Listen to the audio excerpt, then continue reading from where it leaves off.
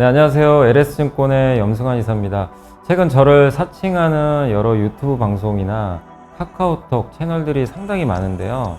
저는 이제 LS증권과 함께하고 있는 이 연불리와 함께 채널에서 공식적으로 방송을 좀 하고 있고, 저를 사칭하거나 돈을 달라고 한다거나 리딩을 원하거나 이런 것들은 다 사기일 가능성이 높기 때문에 여러분들이 각별히 주의를 하셨으면 좋겠습니다.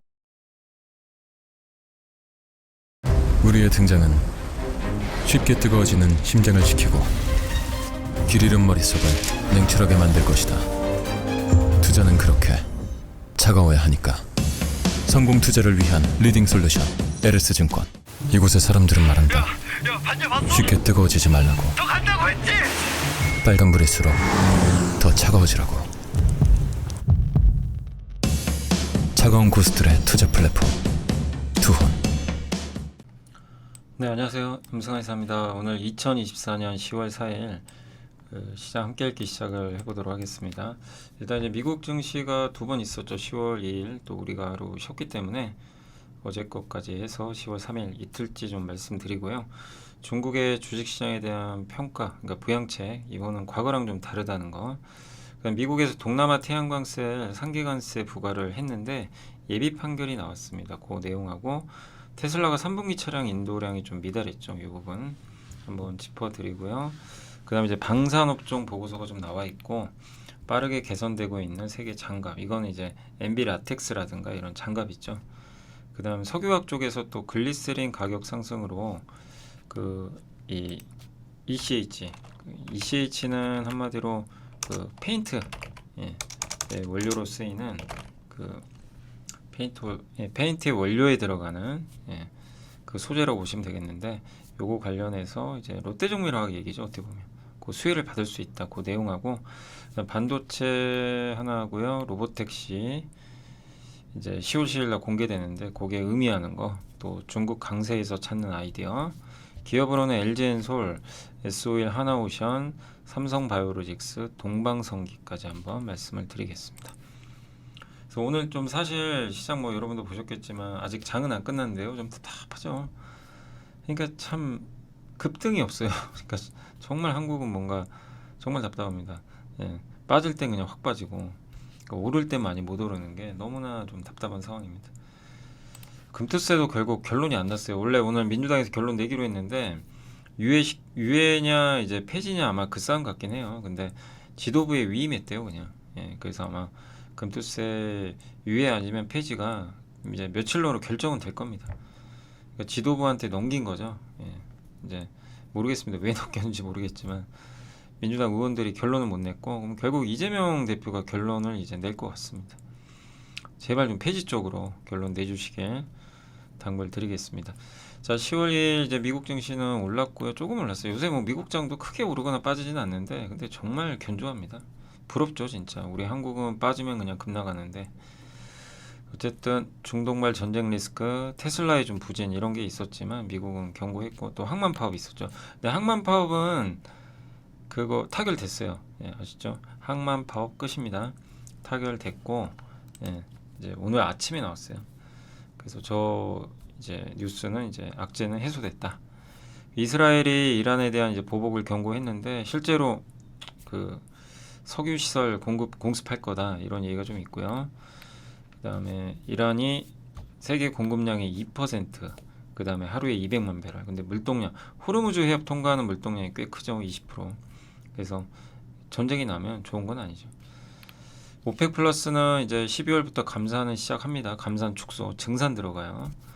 그리고 항만 파업은 끝났고, 그러니까 요거는 이제 당시에 항만 파업하고 있을 때니까 파업이 계속 이어졌으면 안 좋았죠. 그리고 이시바 시게루 일본 총리가 일단 추가 금리 인상은 좀 고려하지 않는데요. 그래서 엔화가 급락했어요. 그러니까 이거는 일단 엔화 가치가 급락하면서 일본 증시에 긍정적으로 작용했습니다. 연준은 어쨌든 비둘기 됐고, 중국 인민은행은 바주카포 쏘고, 일본은 속도 조절하고, 근데 우리나라는 왜 효과를 못 봤냐 이거예요.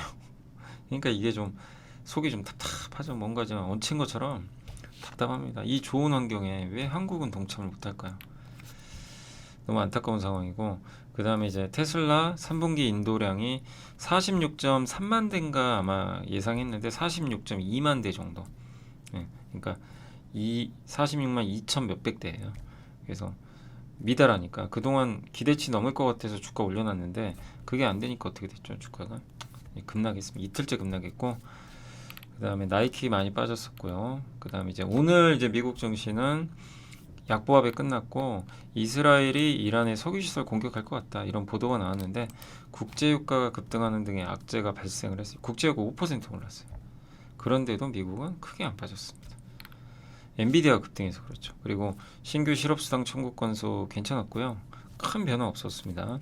ISM 서비스업 지수는 오히려 급등했어요. 그러니까 미국 경기, 미국은 서비스업 국가니까 여전히 단단하다. 이게 증명이 됐고 이란 석유 시설을 이스라엘이 공격하는 것에 대해서 바이든 대통령이 논의 중이라고. 그러니까 핵시설은 당연히 타결하면 안 되죠. 그래서 핵시설은 아니고 석유 시설 공격할 수도 있다. 그래서 국제유가는 일단 급등을 했습니다. 네, 그래서 73.69달러 정도를 기록을 했고요. 이란은 어쨌든 이제 아까 말씀드린 대로 세계 원유 공급의 많은 축을 담당하니까 어느 정도를 영향을 줄 수 있고요. 그 다음에 이시바 시게루 총리가 금리 인상 후퇴했다는 거 아까 말씀드렸고 미국 동부항만 파업 리스크 이건 이제 삭제하셔야 됩니다. 왜냐면 지금 제가 이걸 적을 때는 아니었는데 동부항만 파업 종료됐습니다. 종료. 네, 이걸로 수정해 주시면 좋겠습니다. 일단 종료가 됐습니다. 자 그리고 특징주는 엔비디아가 3.3% 올랐고요. 젠슨항이 인세인 미쳤다. 그러니까 블랙엘 수요 미친 듯이 많다. 이렇게 대놓고 말해버렸어요. 그러니까 예, 긍정적으로 작용을 했죠. 마이크론도 올랐고 반도체 대부분 올랐습니다. 근데 왜 삼성은 못 오를까요? 정말 테슬라가 이틀째 급락했고 차량 인도 대수 그것도 이틀째 빠졌고 유가 급등으로 이제 에너지 기업들의 주가는 좋았고요. EV고라고 전기차 충전 업체죠. 근데 여기가 하루에 60% 올랐는데 미국 에너지부가 자금 지원한다는 얘기가 있었고 JP모건이 비중 확대로 투자 의견을 올렸다고 합니다. 자 그래서 미국은 아무튼 이틀 동안 큰 변화 없었습니다. 예, 뭐 약간 이스라엘 문제나 항만 파업 이슈도 있었지만 더 악화되지는 않고 있고 거기에 또 지금 항만 파업도 끝나면서 미국은 조금 리스크가 약간은 완화되는 모습인 것 같습니다. 중국 주식시장이 지금 최근에 너무 좋은데 다음 주부터 이제 재개장할 텐데요. 오늘 홍콩 시장이 열렸는데 뭐 폭등했습니다. 또 오늘 아마 홍콩 급등한 것 같더라고요. 중국인민은행 국가금융감독관리 총국, 중국증권감독관리위원회 이 세 곳이 동시에 발표한 건 이례적이에요. 이런 적이 없어요. 담보대출 금리 낮췄죠. 지준율 인하했죠. 주식시장 부양하죠. 그 자금 빌려줄 테니까 인민은행이 재대출 프로그램을 해요. 상장기업 자사주 매입하라고 돈을 빌려줘요. 예, 우리나라가 만약에 그렇게 하면 어떻게 될까요? 주식시장 폭등하겠죠. 그러니까 지금 중국은요 정부가 대놓고 돈 빌려주고 주식 사라는 거예요. 예, 사실 일본도 저렇게 했어요. 일본도 예전에 중앙은행이 ETF를 샀어요. 실제. 예, 그러면서 일본 주식시장 부양시킨 적이 있습니다. 근데 우리는 그러지 못하고 있죠. 아직까지. 예. 근데 어쨌든 한국은 뭔가 좀 잠잠하긴 한데 옆나라 지금 뭐 일본도 그렇고 중국도 그렇고 예. 아무튼 여러 가지 이런 이제 정책적인 부분들이 근데 어쨌든 특히 중국이 상당히 좀 주식시장에 긍정적인 정책들을 내놓고 있습니다.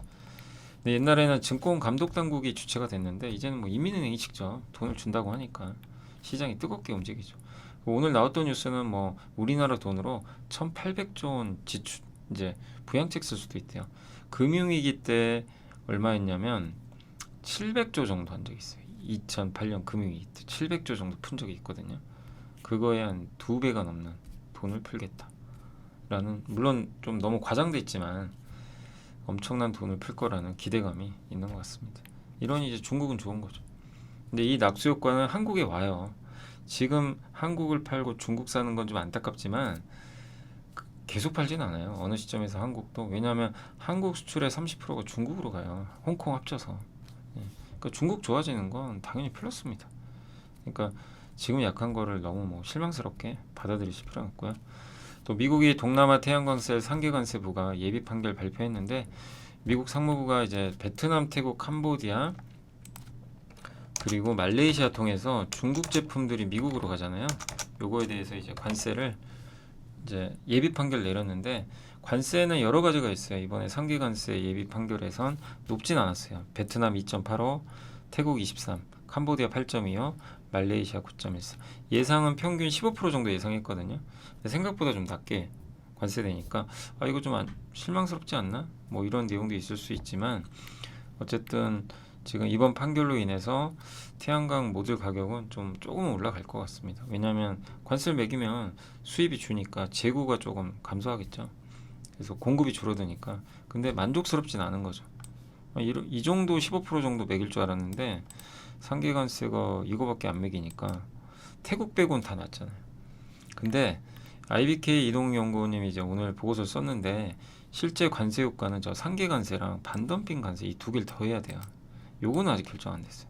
그러니까 반덤핑 관세가 한 번 더 남아 있습니다. 이게 더 가혹하거든요. 그래서 요거는 11월 20일 날 발표된대요. 그래서 예비 판정에서 30에서 50% 정도 여기다 30% 붙여버리세요. 붙이면 관세가 굉장히 크게 증가하죠. 그럼 기본 40% 이상의 관세를 내야 돼요. 네, 그래서 그걸 좀 기대하고 있기 때문에 실망할 필요는 없다. 11월 20일에 일단 요 그 반덤핑 관세까지는 좀 지켜보시고 이제 시작이라는 거죠. 어떻게 보면. 그래서 이런 부분에서 뭐 퍼스트솔라나 하나솔루션이 수혜를 받지 않겠냐 이런 내용입니다. 테슬라가 3분기 차량 인도량 아까 말씀드렸지만 좀 안 좋았어요. 예상보단. 네, 시장 기대치 조금 하회했습니다. 46만 2,890대. 근데 올해 작년 전체 차량 인도량이 180만 대인데 9월까지 129만 대밖에 안 돼요. 그러니까 좀 더 분발을 하긴 해야 됩니다. 저걸 역전시키려면 4분기에 최소 50만 대 이상 팔아야 되는 거죠. 그래도 바닥은 찍었는데 어쨌든 조금 더 분발할 필요는 있다. 그리고 로보택시 곧 공개하고 23일날 실적 발표 있으니까 이 이벤트들을 얼마나 소화하느냐가 관건이 될 것 같습니다. 그래서 일단 주요 이슈들 먼저 말씀드렸고 그 다음에 이제 보고서 좀 말씀해 드릴게요. 방산 관련해서 이제 유비무환이라는 이제 제목의 보고서인데 방위산업 업종 이제 긍정적인 투자 의견이고요. 러시아 우크라이나 전쟁이 끝나든 안 끝나든 유럽은 지출을 계속 할 것 같습니다. 그래서 군비 경쟁이 이어지고 휴전이 중러와 신냉전 체제의 종료를 의미하지는 않고요. 나토는 계속 국방비 지출 늘려야 되고 특히 동유럽이 위협이 있죠. 그래서 구소련제 무기 교체하고 싶어 해요. 그러니까 폴란드와 루마니아가 우리나라 무기 수입한 거죠. 옛날 구소련제 비율이 뭐 장갑차나 보병 전투 차량 이런 게 70%가 넘는데요. 자주포나 이런 로켓은 50%. 그러니까 바꾸려는 그런 니즈가 있는데 필요성이 거기에 한국이 좀 적합한 거죠.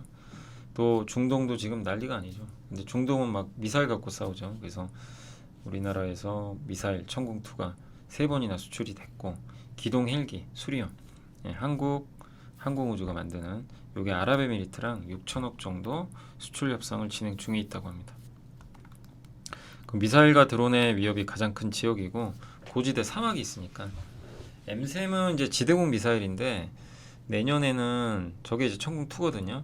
L3이 이제 그 수출 논의가 될 것 같아요. 올해 저 L3이 이제 어쨌든 양산 합격 판정을 받았어요. 그래서 내년에는 저 장거리 지대공도 아마 수출 논의하지 않을까. 그래서 이번에 이라크에 천궁2 수주했는데 이라크에서 급했나 봐요. 총 8개 포대 중에 3개 포대를 신속하게 납했을 수 있냐. 그거를 이제 충족시켰던 것 같아요. 그래서 지금 얼마나 지금 급한지 이라크도 좀 급한 것 같아요. 방공 시스템 만들어야 되니까. 어떤 일이 펼쳐질지 모르니까요. 그리고 남중국해 갈등이 있죠. 그래서 중국은 남중국해 9단선을 긋고 선내 수역이 자기네 거라고. 그러니까 중국이 여기 남중국해 쪽에 그냥 요런 데 있죠. 자기네 영역이래요. 그러니까 이 동남아 국가들은 얼마나 황당하겠어요. 예, 여길 자기네 거라고 해버리니까. 예. 그러니까 이제 여기서 이제 약간의 그 서로 다툼이 펼쳐질 수도 있는 거죠. 필리핀은 원래 중국과 좀 친하려고 했는데 중국이 이렇게 인공섬 짓고 있어요. 그러니까 이제 열받았죠. 그래서 미군의 군사기지 4곳을 제공해 버렸어요. 여기도 좀 약간 불안정한 곳이고 대만은 말할 것도 없죠. 대만에요. 27년에 대만 침공 우려가 좀 있는 상황이니까. 그래서 중국 시진핑 주석 4번째 연임이 결정이 되는 해고 인민해 방군 건군 100주년이니까 중국 입장에서는 굉장히 상징적인 해거든요. 그러니까 그때 아마 대만 침공하지 않을까 하는 우려도 있는 것 같습니다. 동남아 국가들이 군비 확장으로 중국을 이기기는 어렵지만 방어는 해야 되니까 국방비 투자는 많이 할 것 같고 또 GDP가 올라가니까 우리나라 수출 대상국으로 적합하고 있고요. 베트남, 필리핀, 말레이시아, 인도네시아, 태국 합산 무기 도입 추이를 보면 항공기가 제일 많고 군함이 뒤를 따른다고 합니다. 호주도 지금 굉장히 중요하죠. 미국의 최우선 동맹이고 호주가 코드4, 일본, 인도, 호주, 미국 이렇게 4개 국가가 중국을 좀 둘러싸고 있는데 여기서 남쪽을 지키는 역할을 하고 있습니다. 그래서 10년간 국방비를 앞으로 좀 많이 그 지출을 할 걸로 좀 예상을 하고 있고 또 남중국해, 동중국해, 대만 해협, 인도 국경 분쟁을 언급하면서 중국의 군사력 증강에 대응해서 핵추진 잠수함 함대 구축하고 주요 미사일 능력을 3배 정도 늘리겠다라고 발표를 했습니다. 하나 에어로스페이스는 일단 K9 자주포에 의해서 호주에 레드백 장갑차 수주 따냈죠. 독일 제치고 했고 그리고 우리나라 이제 방산업체들은 어쨌든 실적이나 밸류가 올라가려면 내수는 안 돼요. 반드시 수출이죠. 근데 그 수출이 늘어날 수 있는 조건들이 잘 갖춰져 있습니다. 우리나라는 빨리 납품도 하고 또 장거리 지대공 유도 무기 아까 LSAM 이게 우리 군이 10년간 개발했던 건데 올해 5월에 전투용 판정을 받고요. 내년에 양산 돌입하는데 중동에 아마 수출 기대를 하고 있는 것 같아요. 그러니까 북한 미사일이 고도 찍고 내려오거든요. 이제 고도 올라갈 때 그걸 밑에서 일단 타격을 다 해요. 그거 안 되면 이제 내려올 때 그런 걸 해주는 거죠. 그러니까 고도 50, 60 저 높은 데서 장거리로 쏴가지고 타겟하는 거죠. 고도 20 이하에선 천궁, 20, 40에선 천궁 2 및 패트리엇. 그래서 우리 군은 40km 이상은 사드인데 이 사드를 대체할 수가 있죠. 그리고 사드랑 같이 협력해서 그러니까 촘촘하게 미사일 이제 방어망을 구축하는 거죠. 근데 여기에 그 하나 에어로스페이스랑 하나 시스템이 같이 하는 거죠. 그리고 2.75인치 유도 로켓 비궁이라고 있는데 요게 이제 미국 그 해외 비교 미국에서 하는 시험을 통과했대요. 그럼 이제 미국에 납품할 수도 있는 거죠.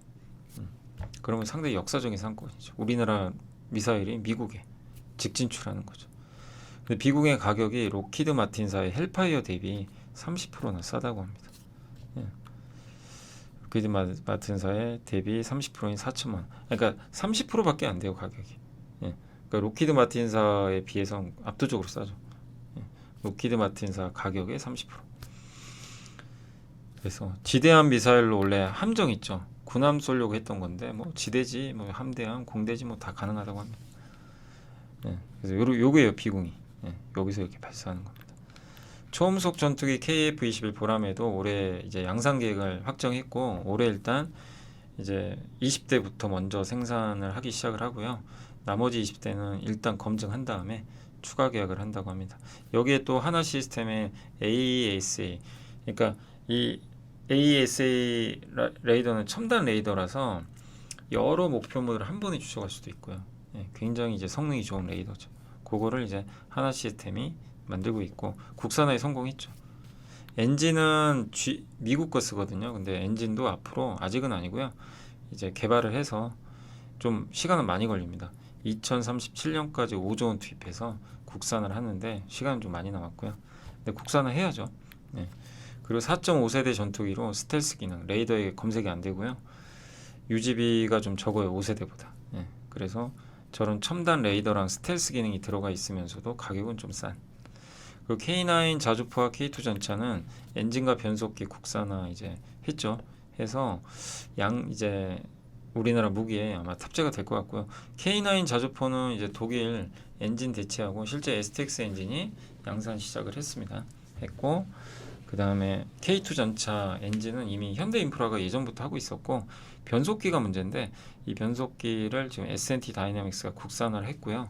요거를 이제 테스트해서 내구도 테스트해서 지금 이번에 K2 전차에 탑재할 예정인 것 같더라고요. 그래서 국산화 통한 성장도 기대가 됩니다. 그래서 최선호주는 LIG 넥슨, 차선호주는 하나 에어로스페이스고 요게 이제 우리나라 이제 무기인데 자주포 하나 에어로스페이스가 싸죠. $400만. 다른 나라에 비하면 전차, 현대, 롯데 800만 달러, 수출용이 1,500만 달러거든요. 근데 미국이 2,400만 달러, 독일이 3,200만 달러. 우리는 연간 100대 만들 수 있는데 독일은 50대예요. 그러면서 가격도 훨씬 싸요. 전투기는 우리나라 이제 FA50 예, 경공격기라고 하는데 가격 싸죠. 3천만 달러. 예. 근데 프랑스 엄청 비싸죠. 프랑스, 스웨덴, 미국이. 그러니까 한국은 빨리 만들고 좀 가격이 좋은. 그래서 좀 인기가 많다라고 보시면 되겠습니다. 세계 장갑 업황이 개선되고 있대요. 이건 이제 윤재성 연구원님도 하나증권에 항상 많이 말씀해 주셨던 거죠. 근데 이제 미국에서 중국산 장갑 수입의 관세를 원래 26년에 25% 시작하는데 이거를 적용을 빨리 당겨버렸죠. 25년에 50%, 26년에 100%로 알고 있습니다. 인상한다고 발표를 해버렸고요. 북미 의료용 장갑 시장은 전 세계 30%로 굉장히 고성장하고 있고 세계 장갑 시장이 원래 공급 과잉이었어요. 코로나 때 공급 축소 갔다가 다시 공급 과잉 갔다가 지금 빨리 다시 빠르게 공급이 줄면서 정상화되고 있다고 합니다.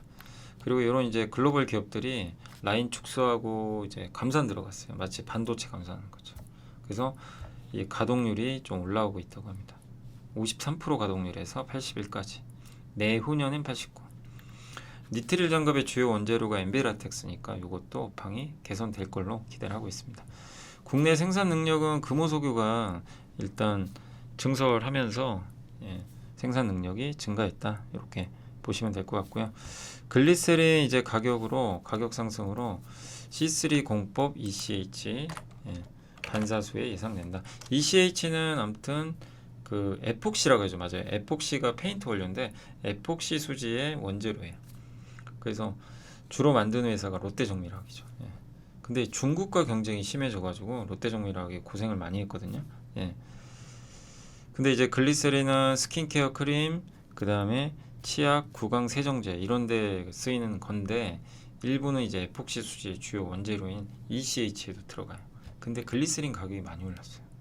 그러니까 중국 업체들은 원가가 부담되니까 좀 셧다운도 하나 봐요. 공급을 줄여버렸죠.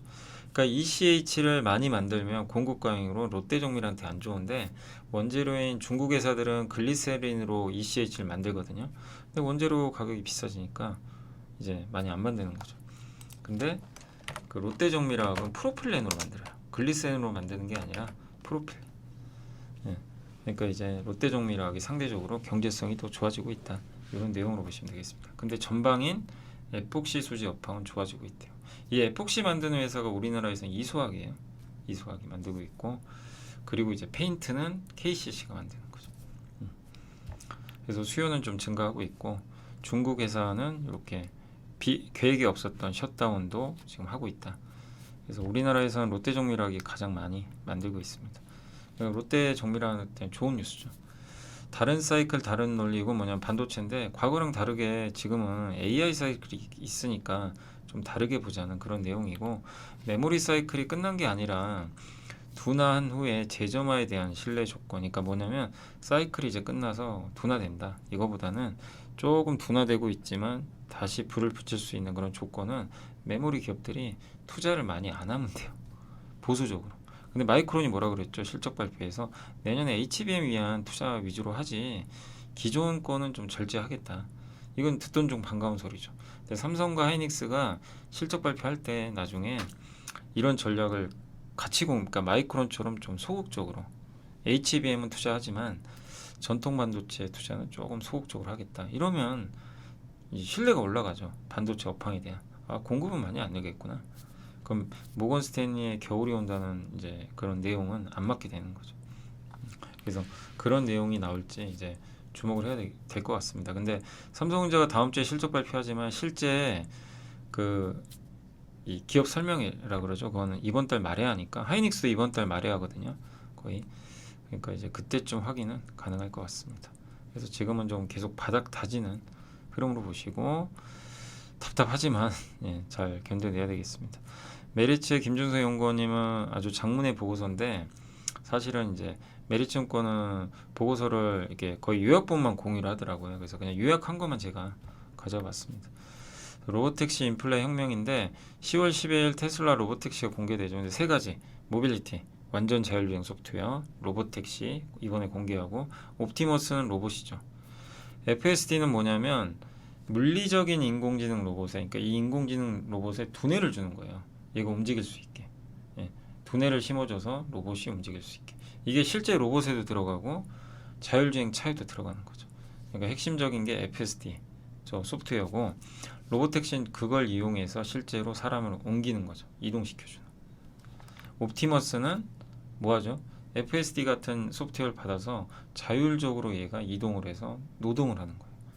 저 옵티머스는 노동을 대체하기 위해서 만든 거예요. 자동차 공장에서 사람이 하기 힘든 작업들 있죠. 아니면 너무 반복 노동해야 되는 거. 이걸 대체하는 겁니다. FSD가 지금 완성이 임박했다고 보는 게, 김준호 연구원님이 아마 경험을 하셨나 봐요. 실제 9월 달에. 근데 정말 긴장감이 아니라 지루했다. 그러니까 손댈 데가 없다는 거예요. 옛날엔 자율주행 타면 이제 긴장하는 거죠. 얘가 잘못 운전하면 어떡하지? 이랬는데 지루하다는 얘기 뭐예요? 할 게 없다. 예, 뭐죠? 거의 완벽하게 자율주행을 하고 있다는 얘기예요. 예. 그러니까 이건 3년간 진행해온 시험 주행 중 처음 있는 일이라고 합니다. 충돌 우려도 거의 0이고, 예, 0에 수렴하고 있고, 아주 사실 인간처럼 운전하는 거예요. 테슬라. 그래서 저는 테슬라가 성공한다고 보는 게, 다른 회사랑 다르게 카메라만으로 인간처럼, 정말 인간의 눈으로 보는 거죠. 미리 정하는 게 아니에요. 인간이, 여러분들이 길을 잘 아는 곳은 당연히 알지만 돌발이 얼마나 많습니까? 그리고 잘 모르는 길 갈 땐 좀 조심하죠. 근데 어쨌든 초행길 조심하지만 어쨌든 운전해요. 내비게이션 의존하면서 길 보면서. 근데 뭐 전방 같은 거를 우리가 여기서 뭐가 나오고 그런 걸 미리 우리가 예습하고 가지 않죠. 그죠? 예, 가면서 그냥 그때그때 대응하죠. 그러니까 테슬라는 그렇게 자율주행을 한 거고, 구글의 웨이모는 미리 세팅을 다 해놔요. 여기서 뭐가 나오고 여기는 어떤 표지판이 있고 학습을 다 시켜놔요. 돌발이 대비가 안 되고, 그러니까 갑작스러운 뭔가 학습이 안 된 상황은 대처가 안 되는 거죠. 그게 좀 단점이죠. 그래서 이제 사실상 인간처럼 이제 하는 건데, 그만큼 이제 어쨌든 그걸 하기 위해서 많은 데이터를 쌓았고, 그게 이제 완성도가 점점 높아지고 있는 것 같습니다.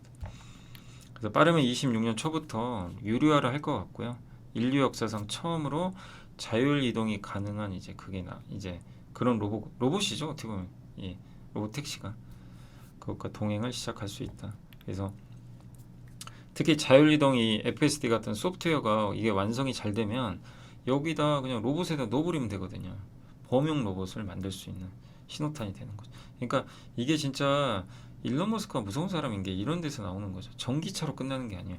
전기차 기반으로 여기다 두뇌를 입혀서 자율적으로 이동하는 로봇을 만든 거고, 실제 로봇도 만들고 거기에 자율적으로 이동해서 노동할 수 있게. 예. 그러니까 모든 걸 그렇게 하겠다는 거예요. 그래서 제일 중요한 게 이 FSD죠. 그래서 이거를 계속 지금 테스트하고 있는 거죠.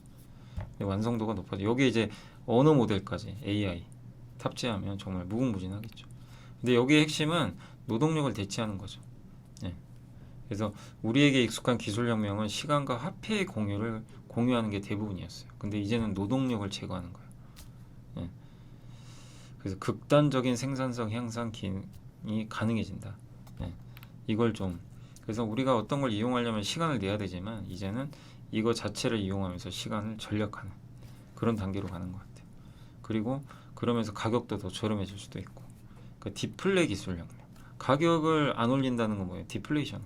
물가를 안 올리는 거죠. 그러니까 상당히 중요한, 그러니까 이게 제가 이걸 이제 짧게 읽으면서 느낀 건 뭐냐면, 그냥 우리는 로보택시라는 이벤트에만 집중하고 있지만 그 다음 단계를 보자는 거예요. 로보택시에서 끝날 문제가 아니에요. 로보택시가 실제 상용화되면 무서운 일이 펼쳐지는 거예요. 로봇 시대가 실제 열리는 거예요. 예. 그럼 우리의 시간도 제거해 주지만 노동력을 제거해요. 뭐 한편으로는 되게 무서운 일이죠. 그래서 앞으로 어떻게 변할지, 이런 거는 근데 AI랑 반드시 결합이 되고 반드시 첨단 반도체가 들어가야 됩니다. 그러니까 정말 엄청난 일들이 지금 미국 빅테크에 의해서 펼쳐지고 있는 게 지금 현실인 것 같습니다. 자, 그리고 이제 하나투자증권의 한상희 연구원, 중국 강세에서 찾는 아이디어인데, 부양책으로 중국이 많이 올랐잖아요. 근데 올해 성과가 가장 부진한 쪽이 한국과 에너지인데, 미국 유틸리티 발전회사예요. 발전회사 에너지 가격이 떨어지면 원가가 줄죠. 우리 한국전력도 에너지 가격 떨어지면 좋잖아요. 네, 그런 것처럼. 그래서 올해 에너지 가격이 못 오르다 보니까 실제로 유틸리티 미국도 좋았어요. 네.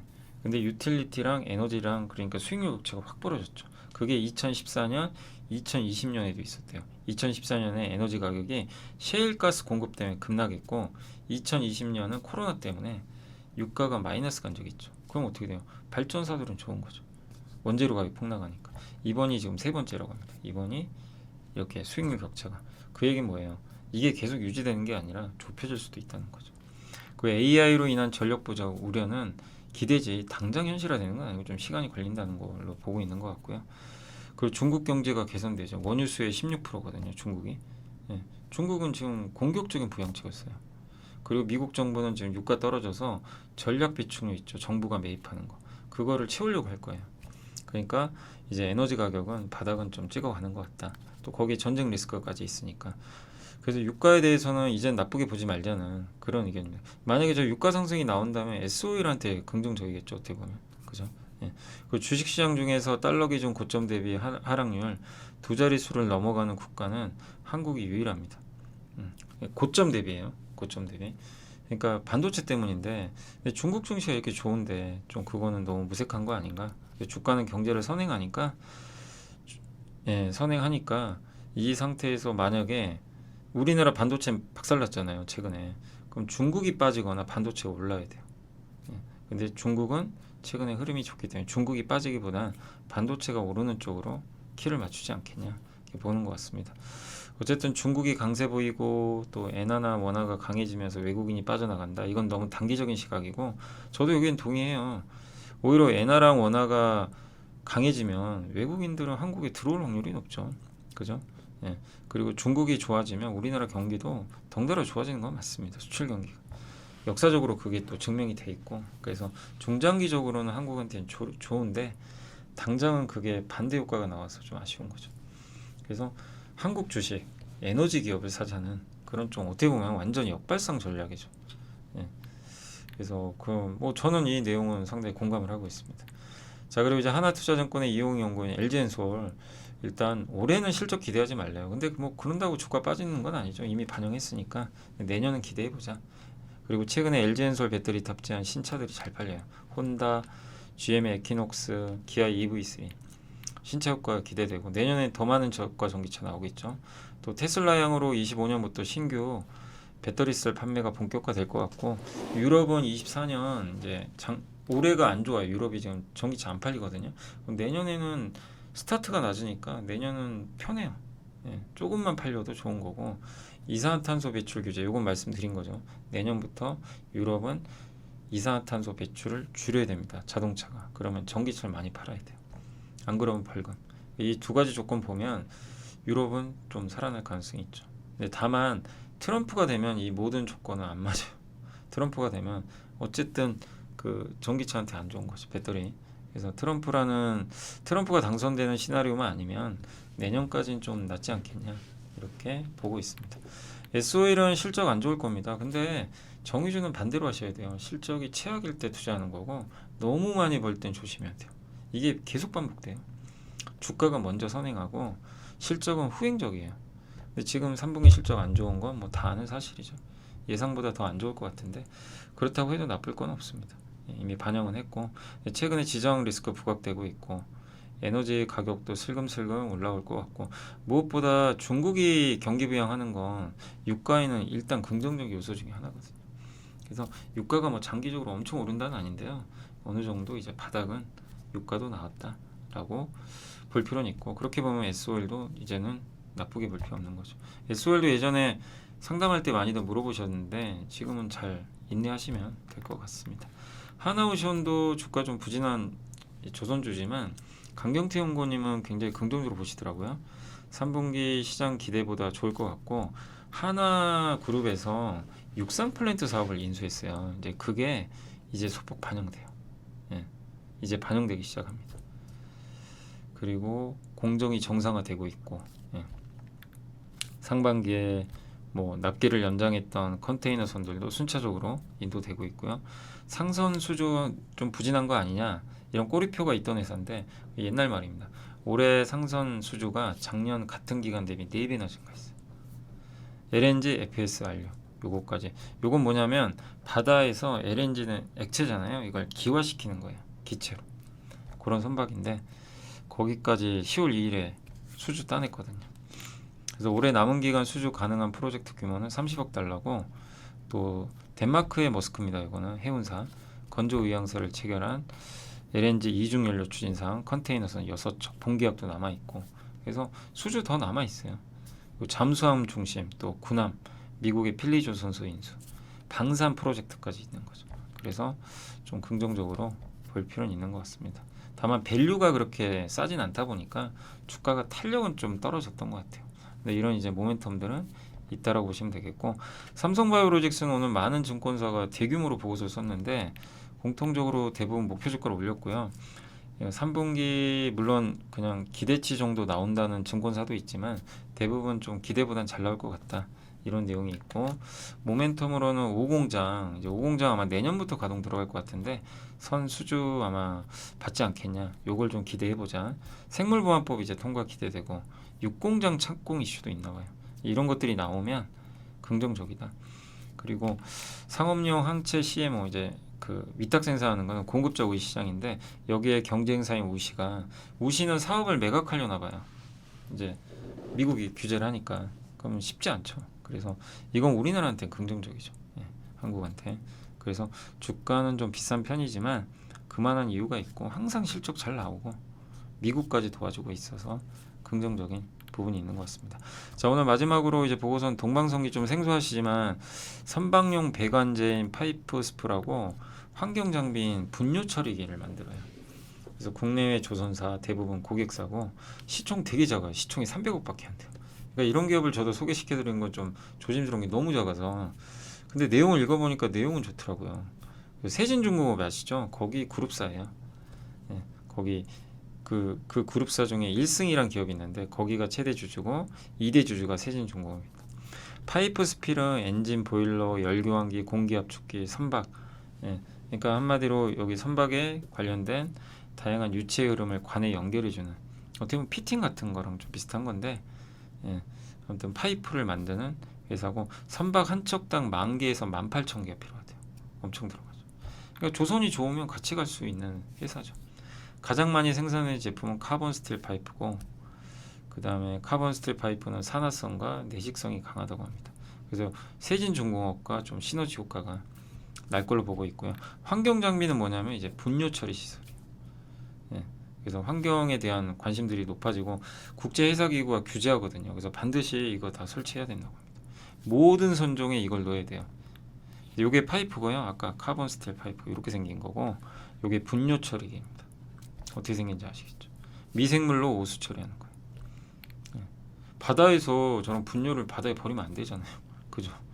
해양 생태계 파괴되니까 저런 거를 이제 배에서 처리해 주는 거죠. 모든 선종이 앞으로 다 들어가야 된다고 합니다. 세진중공업이 어쨌든 현대중공업 그룹으로부터 데크하우스 선원 그럼 동방성기가 세진중공업이 배관제를 공급하고요. 환경 장비도 같이 공급한대요. 그러니까 세진과 같이 가는 그런 기업이라고 보시면 되겠고 1승의 STP 사업을 양수해서 가져온 거예요. 그러니까 이제 어떻게 보면 이 동방성기한테 굉장히 이제 힘이 실리는 거죠. 이런 알짜 사업을 가져왔기 때문에 국내 점유율 1위고요. 90% 글로벌도 30%. 이제 앞으로 모든 배에 대부분 저게 탑재돼야 되니까. 그리고 또 설치 대수가 늘어나면 AS도 해줘야 돼요. AS 부품 수요까지 있는 거죠. 이런 부분도 우호적인 것 같습니다. 그래서 일반 선박뿐만 아니라 최근 10여 년 만에 발주가 재개되는 해양 플랜트도 이게 필요하잖아요. 해양 플랜트는 매출 단가가 훨씬 비싸대요. 21년도에 현대중공업이 수주했던 그 해양 플랜트가 브라질로부터 거기에도 공급을 했던 이력이 있어요. 매출 규모가 일반 상선에 비해 10배. 그래서 하반기 실적도 좋을 것 같고 사업 부분 이쪽 매출 부분은 내년부터 이제 매출이 본격 다 반영되니까 한 111% 정도 증가할 걸로 보고 있는 것 같습니다. 그래서 또 자동화 설비도 투자하고 있고 그럼 내년부터는 원가가 절감되겠죠. 인건비도 줄고. 그래서 그리고 커팅 머신에 투자해 가지고 파이프 스풀 절단 방식을 가스가 아니라 레이저로 해서 이 오차도 좀 줄였던 것 같습니다. 작업 시간도 최소화하고 밸류에이션은 조선주 치고는 되게 싸요. PBR이 1배가 안 돼요. 웬만한 조선사는 다 1배 넘거든요. 조선업종 평균이 PBR 2.2배입니다. 거의 0.9배니까 싼 거죠. 시총이 작아서 할인받아요. 관심이 없어요. 기관은 안 사요. 기관들은 너무 저렇게 그 시총이 작으면 못 들어옵니다. 그러니까 개인들밖에 없는 상황에서 어떻게 보면 금투세 문제도 있고, 그러니까 금투세 만약에 혹시 시행되면 또 리스크가 있다 보니까 개인들이 어쨌든 사야만 올라갈 수 있는 기업 중에 하나죠. 그래서 시총이 커지면 또 오르는데 시총이 작다라는 그런 좀 단점이 제가 봤을 때는 좀 지금 일단 단점 아닌가 이렇게 보여지고, 그리고 대신에 저평가돼 있고 자기 자본 이익률 높고 이런 모멘텀들이 있다는 건 매력은 있는 것 같습니다. 그래서 아무튼 다시 한번 공부해 보시고, 동방성기도 아무튼 우리가 잘 모르는 조선 기자재로 한번 공부는 해볼 만한 그런 기업에서 한번 보고서 보고 분석을 해드렸습니다. 자, 이제 다 해드렸고요. 그 내부자 매수는 없었고요. 없었고 전자공시가 10월 2일에 있었습니다. 그래서 그것만 한번 말씀드릴게요. 전자공시가 요 10월 2일과 조선주 수주 파티요. 조선사만 수주가 다 있었어요. 삼성중공업, LNG 운반선 투척. LNG 운반선한 밸류체인은 이게 떠올리시면 좋죠. 한국카본, 동성화인. 하나오션 아까 FSR요. 요거예요. 선박에서 액체를 기체로 바꿔줘요. 그러면 터미널이 없어도 돼요. 바로 항구에다가 가스 파이프라인 딱 연결하면요, 도시가스가 되는 거예요. 그죠? 바로 보낼 수 있어요. 보통은 저거를 육상으로 옮겨요. 옮긴 다음에 육상 터미널에서 기체로 바꿔요. 보통 그렇게 하거든요. FSRU는 배에서 하는 거죠. 이거 원래 이거 많이 하는 회사가 현대중공업인데 이번에 하나오션도 수주를 받은 것 같습니다. 현대미포는 LPG 운반선은 세진중공업이 이제 밸류체인이죠. 그리고 LNG 벙커링선, 여기서 LNG 바다에서 배에다가 LNG 연료를 공급해주는 선박이에요. 그리고 한국조선해양이 ULEC라고 좀 생소하시죠? 요 ULEC가 뭐냐면 액화 천연가스 말고 에탄 있죠, 에탄 가스를 운송할 수 있어요. LNG도 운송한대요. 둘 다 같이 할 수 있는 거라고 합니다. 요게 초대형 선박이에요. 그래서 요거를 요렇게 요런 옛날 자료 찾아보니까 배가 이렇게 커요. 이게 ULEC래요. 기존의 에탄 선박은 요 정도인데 얘는 보세요. 엄청 크죠. 그래서 에탄가스랑 LNG를 동시에 또 운송할 수 있다고 합니다. 이런 것들은 또 세진중공업한테도 수혜가 되겠죠. 그래서 한번 이제 말씀을 드렸으니까, 아무튼 10월 2일의 수주는 다 조선조에 집중됐다. 합쳐서 2조 원 이상의 수주가 있었습니다. 자, 이제 시장 끝이 났고요. 지금 우리나라 증시는 코스닥이 좀 아쉽게 끝났고요. 코스피도 아쉽습니다. 오늘 급등하다가 양시장 모두 다 정말 못 가죠. 좀 답답한 상황이고, 제발 이런 얘기를 저도 안 했으면 좋겠는데 참 너무나 답답한 시장인 것 같습니다. 오늘 일단 그 외국인들은 조금 사줬고요. 대신에 기관들이 또 오늘은 많이 팔아서 증시가 좀 힘들었고, 오늘 외국인들은 여전히 삼성전자 팔아요. 주식을 사긴 샀는데 뭐 운수장비, 조선이나 철강주 이런 쪽을 좀 샀고, 뭐 아니면 방산이나 기계업종 이런 쪽에 좀 들어왔고요. 이 보시면 지금 외국인이 삼성전자 기관을 같이 팔아버리니 뭐 답이 안 나오죠. 그래서 그게 좀 아쉬운 부분입니다. 저 매물이 좀 끝나야 될 것 같고요. 오늘 이제 국제유가 오르면서 석유주들, 윤활유주들, 그죠? 이쪽 정유주까지 올랐습니다. 전선주가 오늘 일부 올랐고요. 그리고 바이오시밀러도 오늘 좋았어요. 오늘 바이오가 좋았어요. 바이넥스, 뭐 한올바이오파마, 녹십자, 바이오 쪽 좋았던 것 같습니다. 바이오기업도 오늘 유한양행도 오늘 추가로 다시 상승해 나왔고요. 밸류업 관련주도 오늘 고려아연이 83만 원으로 공개 매수가 올라갔습니다. 그러니까 완전 지분 경쟁이 치열한 것 같고요. 인터넷 대표주 오랜만에 올랐고, 제약주 좋았고요. 임플란트, 통신, KT가 오늘 좋았네요. KT도 이제 4만 원을 넘어갔습니다. 게임주도 오늘 좀 일부 견조했고요. 위메이드가 좋았네요. NC소프트도 괜찮았던 것 같습니다. 항공기 부품, HBM 오늘 뭐 비록 좀 삼성은 아쉽지만 이제 SK하이닉스 쪽은 좀 분위기가 괜찮았던 것 같습니다. 엔터주도 오늘 뉴가 괜찮았고요. 엔터나 미디어, 드라마 제작사 다 괜찮았던 것 같습니다. 그리고 음원 카메라 모듈 쪽도 일부 올라갔고요. 게임주 반도체는 일단 삼성만 안 좋아요. 그냥 끝없이 팔고 있습니다. 삼성이 뭐 정말 동네 북 같네요. 진짜 요즘엔 너무나 분위기가 안 좋은 것 같습니다. 증권주 일부 올랐고 자동차 쪽은 오늘 기아는 좀 빠졌지만 일단 부품주가 조금 올랐던 것 같습니다. 원전주도 일부 반등했고 반면에 오늘 해운주가 좀 빠졌고요. 해운주가 이제 다시 밑으로 좀 꺾여 버렸고 카지노 기업도 오늘 좀 빠졌습니다. 중국 소비주가 좀 밀렸네요. 약간 뭐 얼마나 올렸다고 밀릴까요? 근데 중국 소비주도 너무 많이 빠졌잖아요. 그러니까 부정적으로 보실 필요 없어요. 중국의 지금 소비 부양은 좀 계속 이어질 것 같아서 단발성 이슈로 볼 필요는 없습니다. 다만 이제 최근에 오르고 나서 오늘은 바이오로 수급이 이동하면서 좀 빠졌고 2차 전지는 오후에 좀 안 좋았습니다. 그래서 2차 전지 좀 빠졌고 테슬라 영향도 좀 있었고요.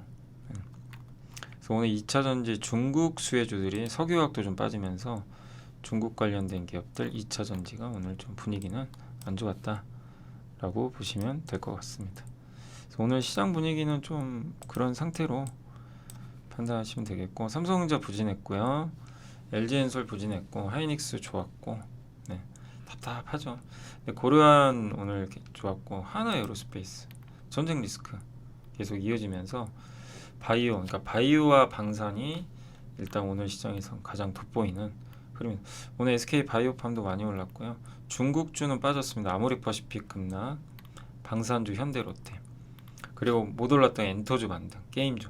그러니까 엔터, 게임, 미디어 뭐 이런 쪽 낙폭과대주로 올라가면서 그 상황에서 일단 방산주 좋았고 바이오주가 시장을 이끄는 그런 모습이 일단 오늘 시장의 주요한 좀 포인트였다라고 보시면 되겠습니다.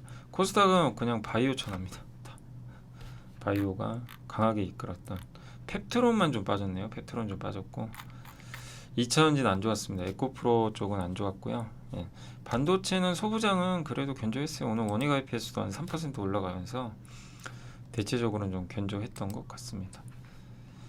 자, 그래서 이제 오늘 좀 마무리 해드리면 어쨌든 시장은 답답하긴 하지만 뭔가 끝은 좀 나오고 있고 그 다음에 일단 긍정적인 건 뭐냐면 금투세는 최소 유예 쪽은 좀 분위기가 잡힌 것 같아요. 그래서 폐지까지도 기대는 해보지만 일단 점진적으로 그런 분위기는 좀 나아질 것 같고 그 다음에 뭐 전쟁 리스크도 있고 하지만 확정만 되지 않는다면 악재는 아니고 중국 부양책 쓰고 있고 그 다음에 삼성전자는 얻어 맞을 만큼 얻어 맞았거든요.